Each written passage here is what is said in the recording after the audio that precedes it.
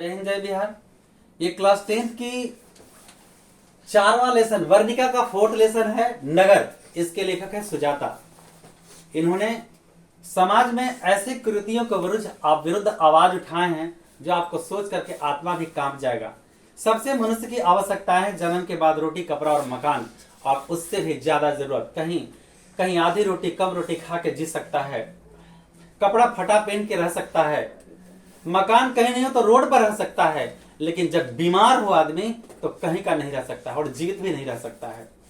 तो सब कवि ने कुछ लिखा, कहानीकार ने कुछ लिखा, लेकिन ये मेरे कहानीकार सुजाता महान ये लिखे हैं कि आज एक गरीब के पास क्या परिस्थितियां हैं, सरकारी हॉस्पिटल में, सरकारी अस्पताल में उनके साथ कैसा बर्ताव किया जाता है, कैसा उनके साथ दुर्व्यवहार किया जाता है। हम तमाम लोगों को इस ओर ध्यान लाना चाहते हैं और इस पर सुधार करने की बहुत जरूरत है। एक गरीब की कहानी, इस कहानी में पूरी तरह से वर्णन करके पूरे सच्चाई का पर्दाफाश कर दिया गया है कि सरकारी डॉक्टर, उसमें के नर्सें, कर्मचारी, क्लर्क, बाबू, छोटे डॉक्टर किस तरह से व्यवहार करते हैं, इन सब का पर्दाफाश इस कहानी में किया गया है। आज इतनी सीमाएं फान गई हैं कि हर जगह रिश्वत, किसी से मिलने के लिए चपरासी को रिश्वत, कि कोई काम करवाने के लिए क्लर्क में बाबू को रिश्वत, कहां रिश्वत, पता नहीं क्या क्या लाद के ले जाएंगे लोग। मैं जब एक बार शमशान में गया था तो वहां पे लिखा था, लाश जब गर्थी लेके गए थे तो वहां पे लिखा था दरवाजे पे, तूने आने में देर कर दी, मंजिल तो तेरी यही था। मैं सब लोगों को कहता हूँ ये बात समझ लो, जाओगे तो यही मिलेगा, तूने आने में देर कर दी, मंजिल तो यही था। कुछ भी लूट के कमाओगे, कूट के खाओगे और खाली हाथ आए हो और खाली हाथ जाओगे। इसलिए दुनिया में हो सके जितना उपकार करना चाहिए, ये मेरा मैसेज है सभी को। सबसे पहले कहानी से पहले इस कहानीकार के बारे में हम जानना चाहेंगे। इनका जन्म 1935 ईस्वी में तमिलनाडु की राजधानी चेन्नई में हुआ। इनकी असली नाम एस रंगराजन है। इनकी रचनाएं बहुत लोकप्रिय हैं। इन्होंने अभिनय, नाटक भी लिखे, यहां तक कि फिल्म में लिखे हैं। फिल्म में भी इनका गया है उपन्यास के नाम है करैयलान सेन बप्पू एवं कनवुत तौलिसालय, काफी चर्चित और सम्मानित हुए। ये प्रस्तुत कहानी नगर आधुनिक तमिल कहानियां national book of trust of India से साभार से संकलित है। इस कहानी के अनुवाद जो ये हिंदी में जो अनुवाद किए उनका नाम है के.एम. जमुना। कहानीकार ने व्यंग्य किया है। कहानीकार आज के समाज, आज की व्यवस्था, आज की परंपराओं पर व्यंग्य किया है कि लोग गरीब से नहीं, गरीबी से नफरत करते हैं। गरीब से कहूं या गरीबी से, दोनों से नफरत करते हैं, लेकिन हर लोग कहीं ना कहीं गरीबी के ही उपज हैं। कम से कम गरीब से जो अमीर बनते हैं उन लोगों को ये बात शर्म से आनी चाहिए कि ऐसा ना करें। हर लोग कफन का मोहताज है, कौन अमीर है जरा हमें यही तो आज तक पता नहीं चला। जब जाएंगे तो हमें 3 चीजें चाहिए, लकड़ी, कफन और कंधा। ये दुनिया वाले मुफ्त में देते हैं, फिर कौन बात का अमीर हो। जाओगे तो कंधा देने वाले पैसे नहीं लेंगे, जाओगे तो जो तुम्हें कफन देगा वो पैसे नहीं लेगा। लकड़ी गांव वाले, मोहल्ले वाले सब लोग दे देते हैं। पुराने में लिपट के आए हो और नए में लिपट के जाओगे। क्यों लूट माट मचाते हो? लूटपाट मत मचाओ, इंसानियत से जियो और कुछ इतिहास बना जा, कुछ ऐसा करनी कर चले कि हम हंसे जग रोए। नगर प्रधानी व्यंग प्रधान कहानी है। इस कहानी में एक माँ और एक पुत्री की व्यथा को प्रकट किया गया, उसकी वेदना संवेदना क्या बोलूं, बहुत कम, उसके दर्द को उजागर किया गया है। उस अभागन माँ का नाम है वल्ली अम्माल और उसकी पुत्री है पापाती, उसकी पुत्री का नाम है। पुत्री 12 वर्ष की है, वो बुखार से पीड़ित है।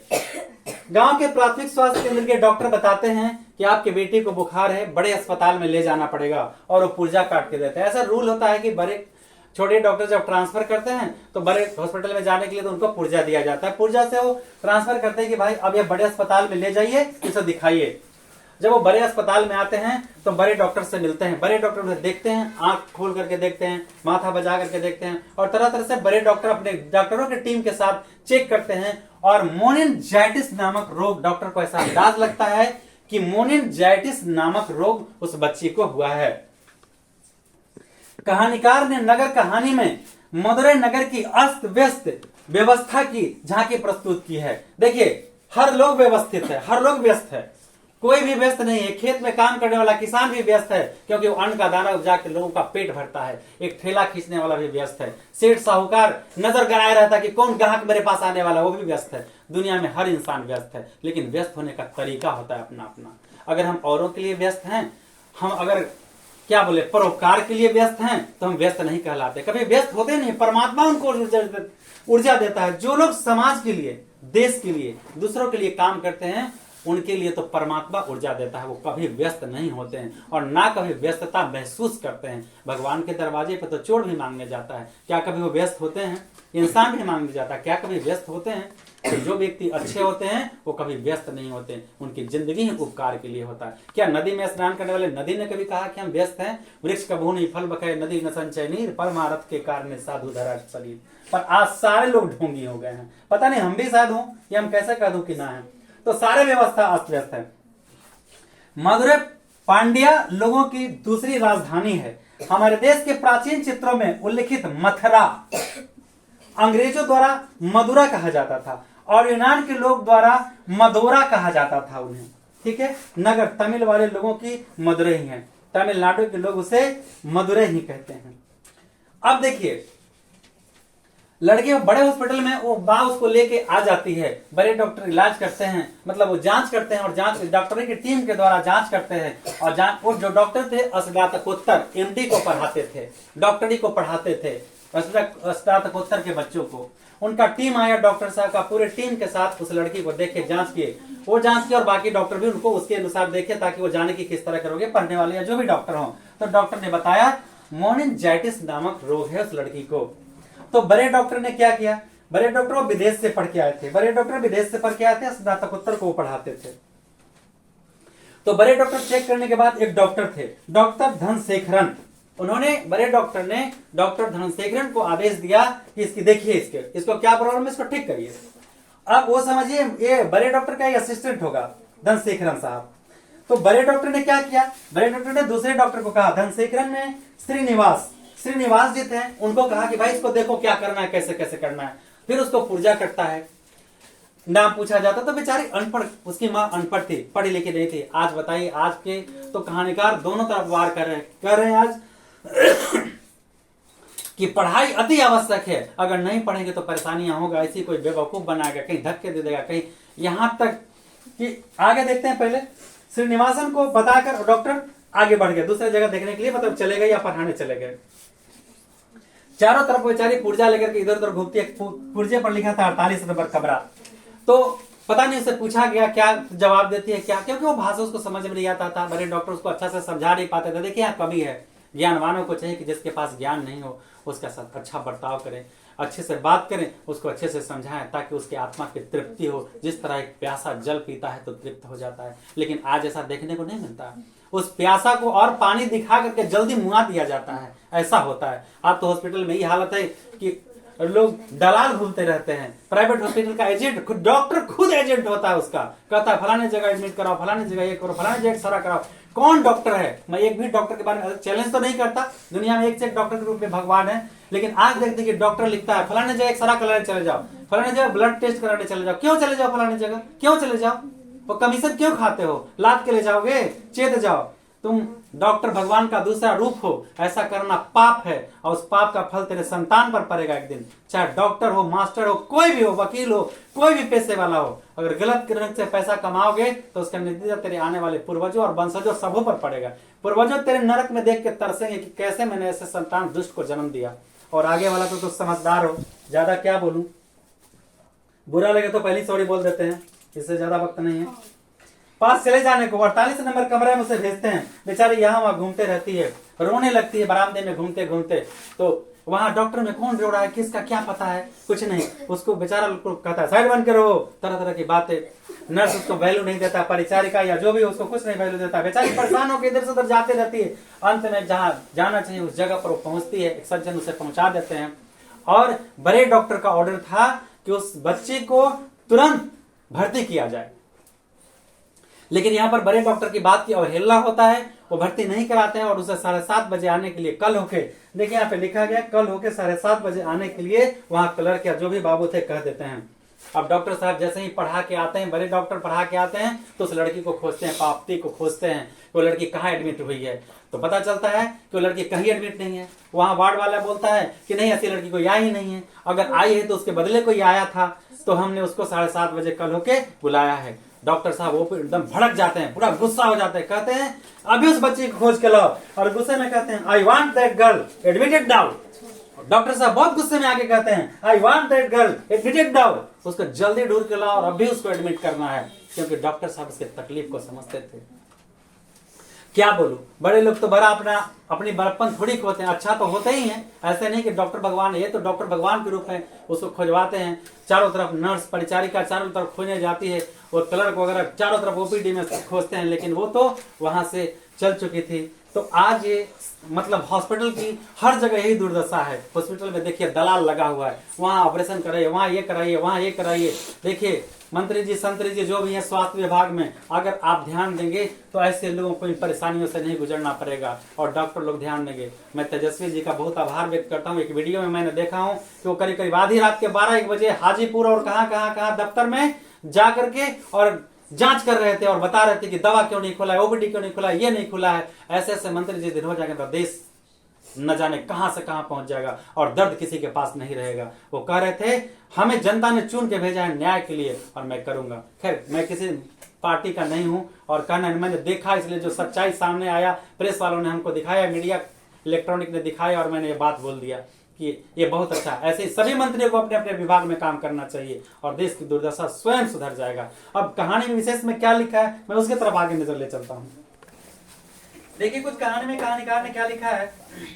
कहानी ने नगर कहानी में मदुरै नगर की अस्त व्यस्त व्यवस्थाओं की झांकी प्रस्तुत की है। मदुरै पांड्या लोगों की दूसरी, देखिए ध्यान से, मदुरै पांड्या लोगों की दूसरी राजधानी है। अब पूछेगा पांड्या लोगों की राजधानी कहाँ है, तो मदुरै है। समझ में आया, ऑब्जेक्टिव आ सकता है ये सब सवाल। हमारे देश के प्राचीन चित्रों में उल्लिखित मथुरा अंग्रेज द्वारा मदुरा और यूनान, देखिए हमारे देश के प्राचीन चित्र में मथुरा लिखा गया है, अंग्रेज इसे मदुरा कहता है और यूनानी लोग इसे मेदौड़ा कहते हैं। तो ये तीनों इस तरह का ऑब्जेक्टिव प्रश्न आपसे पूछा जा सकता है, क्योंकि एक एक नंबर वहां बच्चा को उलझाना होता है। तो जब अंदर से पढ़े रहिएगा तभी आप इसका जवाब दे सकते हैं। आपसे कहेगा कि बताइए और तमिल लोग क्या क्या भाषा बोलते हैं, तो तमिल लोग उसे मदुरै कहते हैं।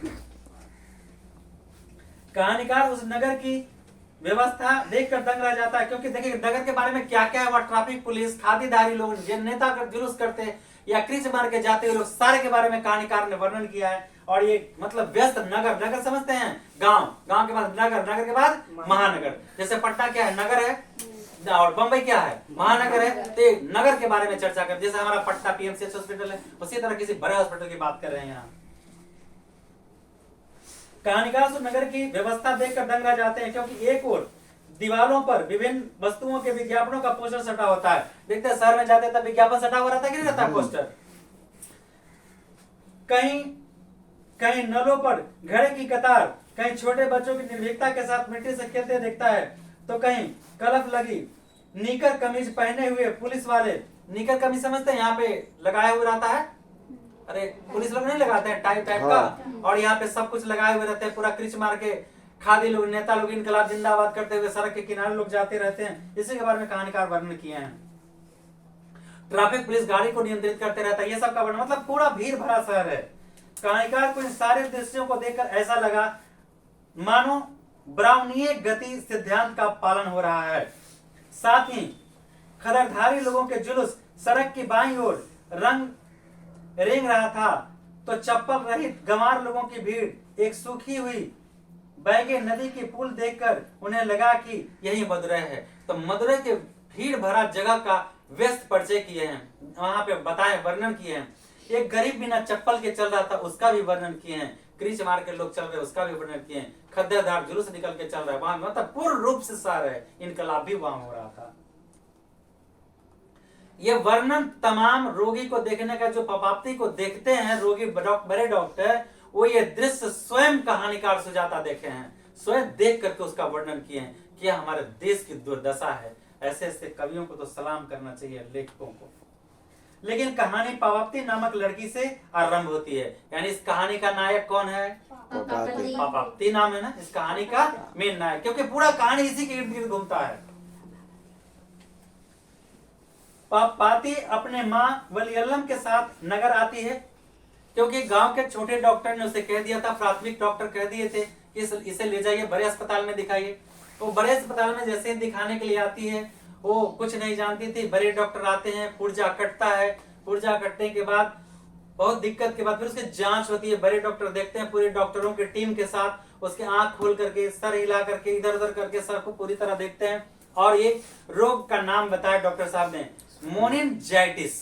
डॉक्टर ने क्या बताया? बड़े डॉक्टर ने मोनिनजाइटिस। तो बाकी जो सीखने वाले डॉक्टर थे उन सब ने उनका जांच किया। जांच करने के बाद बड़े डॉक्टर स्नातकोत्तर मतलब एमडी को पढ़ाते थे, मतलब जो मेडिकल लोग करता था ना, मेडिकल डिप्लोमा, उसको डॉक्टर पढ़ाते थे। तो बड़े डॉक्टर विदेश से पढ़ के आए थे। बड़े डॉक्टर ने देखने के बाद एक छोटे डॉक्टर थे जिनका नाम था धनशेखरन। धनशेखरन साहब को कहा कि आप इसे देख लें अच्छे से, और वो आगे बढ़ गए। धनशेखरन साहब श्रीनिवास को लगा दिया देखने के लिए, और बड़े डॉक्टर के पीछे पीछे मक्खन लगाने के लिए चले गए। अरे बड़े डॉक्टर बोले थे तो उनको देखना चाहिए था, देख करके उसको सही जगह भेजना चाहिए था, लेकिन ऐसा नहीं होता है और बहुत तकलीफ झेलना पड़ता है। मैं तकलीफ का कुछ ब्यौरा इसमें दिया है, मैं आपको बता देता हूं। वो सभी डॉक्टरों ने बारी बारी से उसकी जांच की। बेचारी अनपढ़ वल्लीम अम्माल यानी उसकी माँ चिंतित मुद्रा में बेटी को एक तक देखती रही। बड़े डॉक्टर ने रोगी को अस्पताल में भर्ती करवा देने के लिए सलाह दी। बड़े डॉक्टर ने कहा भर्ती कराना है। डॉक्टर में से एक डॉक्टर ने अम्माल को एक सज्जन के पास भेजा जो चीट यानी पुर्जी लेकर के। बड़े डॉक्टर ने उस लड़की को स्वयं देखने के बाद बड़े डॉक्टर कहे धनशेखरन को, धनशेखरन कर दिया किसी और को, श्रीनिवास को, श्रीनिवास कहीं और भेज दिया। ये हॉस्पिटल की बदसलूकी, ये हॉस्पिटल की मतलब बदहाली का वर्णन हमारे कहानीकार ने किया है कि सभी हॉस्पिटल में आज यही हो रहा है। इस पर मंत्री संत्री लोगों को बहुत ध्यान देने की जरूरत है। ये हमारा देश का दुर्भाग्य है। वोट मांगने मेरे पास आते हैं और हमारी जनता जाती है तो उसको लात मारते हैं, और के आपके कर्मचारी आप नहीं देखेंगे तो हम देखेंगे। मेरे पैसे से आप चलाते हैं सरकार, मेरे पैसे से आप वेतन देते हैं, आपको भी मिलता है, ये चाहिए, हम टैक्स देते हैं हर चीज का, तो आपको चाहिए इस पर ध्यान देना। खैर बिहार के कुछ मंत्री तो हैं ऐसे जो ध्यान देते हैं रात में भी। श्रीनिवास ने अम्माल को अपने पास बुलाया तथा नाम पूछा। अम्माल ने इस प्रश्न को न समझा, इसके कारण उत्तर नहीं दे पाया। वो प्रश्न का उत्तर वल्ली अम्माल कहकर देती है। तब श्रीनिवास तुम्हारी बेटी का क्या नाम है पूछा। निवास जी तो थोड़ा सा अच्छा पूछे, वो नहीं समझ रही थी, तब पूछे बेटी का क्या नाम है, और नाम बताती है पापाप्ती। जो भी हो, उसके द्वारा पापाप्ती कहने पर एक चिट तथा सीढ़ियों से ऊपर से जाने के सज्जन के द्वारा भेज देते हैं जहां लंबी कतार लगी थी। अम्माल को वहां एक खास गंध, हॉस्पिटल में आप जाएंगे ना तो एक अलग प्रकार का गंध, जैसे साफ वगैरह करता है ना तो फिनाइल वगैरह डाल के, तो अलग तरह का गंध। अब बाहरी लोग जाएंगे तो उसे तो कुछ असर दिक्कत होबे करेगा। एक तो बेचारी भूखे पेट थी, खाना नहीं खाई थी, तो वहां लंबी कतार मिलती है। हाथ में चिट लिए उसकी मासिक आय जाना, वो व्यक्ति जानना चाहता कि महीने में कितना कमाते हो। वो बेचारी अनपढ़ थी, बात नहीं समझ पाई। तो चीट पुर्जे वाले उसको अच्छा से समझाते कि माता जी कितने कमाते हैं, कितने पैसे आमदनी है। वो अपना मन से 90 रुपया भर देता है। अब बताइए, अब हमारे आय क्या है वो आप जानते नहीं। अगर 90 रुपया उस समय में आय होता तो बेचारी अच्छे हॉस्पिटल में नहीं दिखाती। सही उत्तर मिलने पर स्वयं 90 रुपए मासिक वेतन, सही उत्तर न मिलने पर 90 रुपए भर देता है और 48 नंबर कमरे में जाने के लिए कह देता है।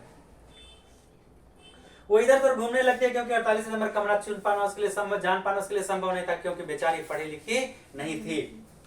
इसके बाद इस कमरे में लगे भीड़ को देखकर उसने अपनी चीट एक आदमी दे दिया। चीट पर पापाप्ती का नाम पढ़कर उस व्यक्ति ने चीट वापस करते हुए कहा, अमलराज, नाम बताया, अमलराज माता जी को 48 नंबर कमरा दिखा दो। एक व्यक्ति को कहा, चलिए कम से कम एक व्यक्ति तो ऐसा निकला जो थोड़ा इंसान था कि 48 नंबर कमरा तक उस व्यक्ति को पहुंचा दिया। सरकार कुछ ऐसी व्यवस्था करे कि जो अनपढ़ लोग हैं या कोई भी लोगों को ज्यादा परेशानी नहीं हो, तुरंत उसे ऐसी वार्ड में जहां इलाज हो वहां भेज देना चाहिए ताकि वो परेशान नहीं हो। आज सबसे ज्यादा तो सिस्टम है। मैं आज सरकार सभी से पूछता हूं, ये कौन सा सिस्टम है कि जब हम पेशेंट को दुर्घटनाग्रस्त लोगों को लेके जाते हैं तो सबसे पहले कहा जाता है कि पर्ची कटवाओ। पर्ची कटवाने में अगर 5 मिनट है, डॉक्टर के इलाज करने में 10 मिनट लगा, अगर 1 मिनट में डॉक्टर का उसको संपर्क नहीं हुआ तो व्यक्ति मर सकता है। बदलिए अपने सिस्टम को। कब तक एक गुंडागर्दी चलता रहेगा आपका मंत्री जी संतरी जी कि पहले पुर्जा कटा तब हम इलाज करेंगे? अगर दुर्घटनाग्रस्त व्यक्ति है तो हम उसको पहले 10 मिनट के अंदर उसको ब्लड चाहिए, आपका सिस्टम में लाने के लिए 20 मिनट लग जाएगा, तो पेशेंट बढ़ जाएगा आपके हॉस्पिटल में। इसके लिए आप जिम्मेवार है, आप पर मुकदमा चलना चाहिए 302 का। वरना बदलिए सिस्टम को कि जब कभी भी कोई व्यक्ति ऐसा घायल है तो उसको फौरन पहले इलाज दिया जाए, फर्स्ट एड सबसे पहले किया जाए, वरना आप पर मुकदमा चलना चाहिए। कानून में संशोधन भी करना चाहिए। जिस तरह ट्रक ड्राइवर के लिए संशोधन हो रहा है, मंत्री सदरी अफसर के लिए भी ऐसा मुकदमा चलाना चाहिए। सीधे डॉक्टर प्रति 302, कर्मचारी प्रति 302 का मुकदमा होना चाहिए अगर व्यक्ति पेशेंट बढ़ जाता है तो। सबसे पहले उनको इलाज के लिए भर्ती करना चाहिए, फिर पुर्जा बनवाइए, डॉक्टरों का टीम लगे उसके ऊपर। ऐसी व्यवस्था कब तक ऐसी व्यवस्था होगी? अंग्रेज का सत्ता कब तक चलाते रहिएगा? कहते हैं देश आजाद हो गया, सिस्टम अंग्रेज का है, पुलिस फोर्स में या डॉक्टर प्रशासन में कहीं भी हो। बदलिए बदलिए, वरना जनता बदल देगी आपको। इसके बाद किसी कमरे में भीड़ लगे देखकर वो जाती है और 48 नंबर कमरा में उसके पीछे पीछे माल जाती है। वहां एक व्यक्ति ने उसके हाथ से चीट ले लेती है। भूख एवं अस्पताल में फैले विशेष गंध के कारण वो सिर उसका चकराने लगता है। कुछ समय के बाद उसका नाम पुकारा जाता है और कल सुबह ठीक 7:30 बजे से आने के लिए सलाह देता है। बड़े डॉक्टर ने कहा कि इसे एडमिट करना चाहिए, लेकिन छोटे छोटे चमचे लोग क्या कर दिए, अरे तकलीफ समझो यार, तुम वहां सोच तेरे जेब भरी, तेरे बेटे बड़े स्कूल में पढ़ रहे हैं, उससे बड़ा नहीं होता देश। आके देखो गरीब जनता किस तरह से जी रहा है। वल्लीमाल अपनी बेटी की चिंता से ताने लगी उसे। वो अपनी बेटी के पास पहुंचने के लिए व्याकुल थी, किंतु कमरा में जैसे डॉक्टर में वहां पे हॉस्पिटल में तरह तरह के गेट इधर से उधर जाने की व्यवस्था होती है। बेचारी किसी तरह वहां तो पहुंच गई, लेकिन फिर बेटी तक कैसे पहुंचेगी? फिर एक पर्दाफाश किए हैं, भ्रष्टाचार, हॉस्पिटल के भ्रष्टाचार का पर्दाफाश किए हैं। देखिए आइए दिखाते हैं आपको। कमरे में जाने का जगह उसे पता नहीं चलता है। किसी तरह एक डॉक्टर से पूछते हैं और रास्ता पर फिर वापस आते हैं और वो रो रहते हैं। लोग कहता है हटो हटो, अरे हॉस्पिटल में दर्द है, सबके पास रोता है, तो अगर आंसू नहीं पहुंच सकते हैं तो उसे इस तरह से धिक्कारिए मत, जमींदार मत बनिए, न तो आपकी लाशें पड़ी होगी कभी दुर्घटना में तो कोई उठाने वाला नहीं मिलेगा। और सबसे अच्छा जिससे आप नोट्स, एक बात आपको बता देते हैं जानने के लिए कि मैं एक बार लाश जलाने के लिए गया था बांसगाड़, तो मैं देखा एक सुपर को चारों तरफ से लकड़ियां, मैं भी दुष्ट आत्मा हूं, उस लकड़ी से वो आप जान लीजिए, वो लकड़ियां समेट रहा था चारों तरफ से, कपड़े समेट रहे थे, उसके बाद इकट्ठा कर रहे थे, कफन चारों तरफ से इकट्ठा कर रहे थे। मैं सोचा, मेरा दुष्ट आत्मा सोचा कि ये पिए हुए ये व्यक्ति, हर पियांक गलत नहीं होता है, मंत्री जी समझ लीजिए इस बात को। उस व्यक्ति ने देखा कि चारों तरफ से लकड़ी, कपड़े, पुआल, झलासी सब इकट्ठा करके उसमें आग लगा दिया। मेरे जैसा दुष्ट आत्मा ये बात सोचा कि वो दारू पियांक है, ये आग तापेगा। लेकिन पता है मंत्री जी, संतरी जी, मिनिस्टर जी, आपको बता दूं कि मैं कैसे दुष्ट हूं, मेरा गलत कितना सोच था। उसने सड़े हुए लाश को उस स्ट्रेचर पर लाके उस आग पर के पलट के चला गया। वो हम भी हो सकते हैं, आप भी हो सकते हैं। बड़ा मत बनिए, उसके दर्द को पहचानिए। तब मैं सोचा मैं कितना गिरा हुआ हूं। मैं अपने मित्र के पापा को जलाने गया था, लेकिन उसने जलाया वो किसका पापा था, किसका पति था, किसका भाई था? आपसे पूछता हूं, हम में से कोई भी हो सकता है उसके जगह पर। ऐसे लोगों को इज्जत करिए, सम्मान करिए, नीच दृष्टि से मत देखिए, क्योंकि उसके बिना तर नहीं पाएंगे। ऐसी बड़ी दुनिया है। अहंकार त्यागिए। देखते हैं आगे। वो दरवाजे में बेचारी पहुंचती है, पहचान जाती है किस तरह। अरे मैं इस दरवाजे को देखा था जिस कमरे में बेटी को पहुंचा के गई थी। खुलवाने का बहुत प्रयास किया और नहीं खुलता है दरवाजा, लेकिन एक व्यक्ति जैसे ही रिश्वत देता है दरवाजा खोलने के लिए और दरवाजा खुल जाता है, झट से उसके पीछे पीछे पहुंच जाती है, अपनी बेटी के पास बेटी को गले लगा लेते हैं। ये दुर्दशा है। देखिए दुर्दशा को सुधारिए। कब तक ऐसा? जाकर औचक निरीक्षण करके देखिए ना किस हॉस्पिटल में नहीं अत्याचार हो रहा है आपका, देख तो लीजिए।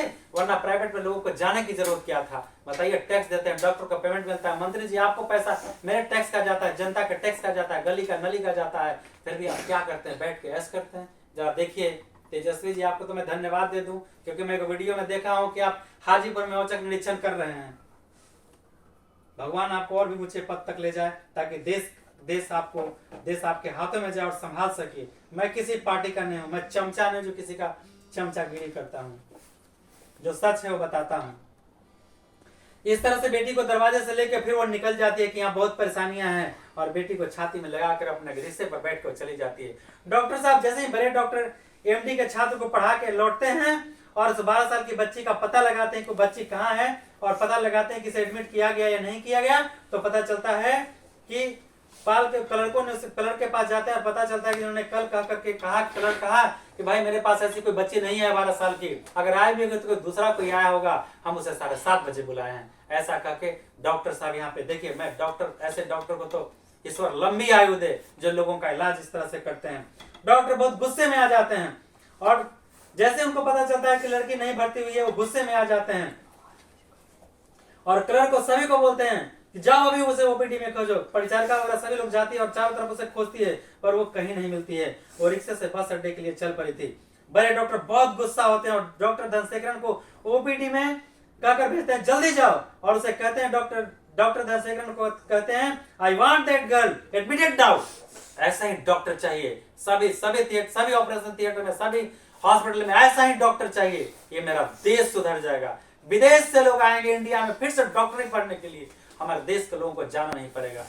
क्योंकि डॉक्टर जो किसी को देख के उसके वेदना को महसूस कर ले, इसे डॉक्टर कहते हैं। इसे भगवान भी कह दूं तो शायद कम पड़ जाएगा, क्योंकि वो देर से सुनता है, लेकिन ये डॉक्टर जल्दी सुन लेते हैं।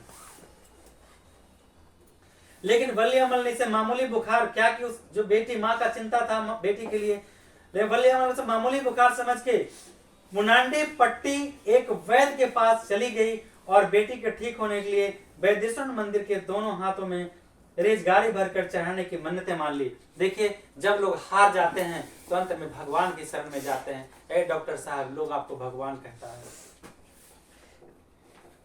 लोगों के दर्द को आप क्यों नहीं समझना चाहते हैं? बड़े होकर वहां कुर्सी तोड़ते हैं, अगर उतर के 4 लोगों से मिल जाएंगे तो क्या आपकी हैसियत घट जाएगी या आपका डॉक्टर ही घट जाएगा? अरे लोग कहेंगे कि अच्छा डॉक्टर है, लोग आपका पैर छुएंगे। कभी तो समझ जाइए, अगर मेरी बातें आप तक पहुंचती है तो इलाज करिए गरीबों का। वहां हॉस्पिटल में बैठ के ताले तोड़ते हैं, कभी गरीब बस्तियों में आकर के देखिए, भीड़ लग जाएंगे। बहुत लोगों के पास पैसे नहीं है जो दिखाने जाते हैं, गवर्नमेंट आपको पैसे देती है, भगवान ने बने हैं, कसम खाए ना गरीबों का इलाज करने का, तो क्या करते हैं? अमीरों का इलाज, नंबर मिलेगा मेरे पास, हाँ सर, हेलो सर, मंत्री जी के आदमी हैं, तुरंत आप उनको ऑपरेशन कर दीजिएगा, इलाज कर दीजिएगा। गरीब का कभी फोन सुने हैं? गरीब का फोन ऊपर से आता है, उसके लाठी में आवाज नहीं होता। जिस दिन मारेगा तब बाप बाप भी नहीं चिल्ला पाएंगे। इसलिए संभलिए और इलाज करिए, गरीबों की तरफ ध्यान दीजिए। अरे अमीर के पास तो पैसे हैं, क्यों उनका पैरवी सुनते हैं? उनको कहिए बड़े डॉक्टर के जाके पास इलाज करवा ले। गरीब के पास पैसे नहीं है, उनकी सुनिए, उनकी सुनने के लिए आपको हॉस्पिटल बनाया गया है। और आप करते क्या है? अगर आपको समझ में आता है मेरी बातें, पहले मैं सॉरी बोल देता हूं। अगर बुरा लगा होगा तो क्षमा करिए, और अगर अच्छा लगा होगा तो गरीबों की तरफ नजर डालिए, क्योंकि इनकी दुआएं जिस दिन लग गई, आप 4 चांद हासिल कर लेंगे। और जिस दिन बददुआएं लग गई ना, जीवन नरक बन जाएगा, रोड पर भटक जाएंगे, आप कहीं का नहीं बचेंगे। मास्टर हो, डॉक्टर हो, कोई भी हो, अपने पेशेवर आदमी हो, सबको सलाह इसके माध्यम से। जय हिंद, जय बिहार। इसी का साथ समाप्त करते हैं। बहुत सारी शुभकामनाएं।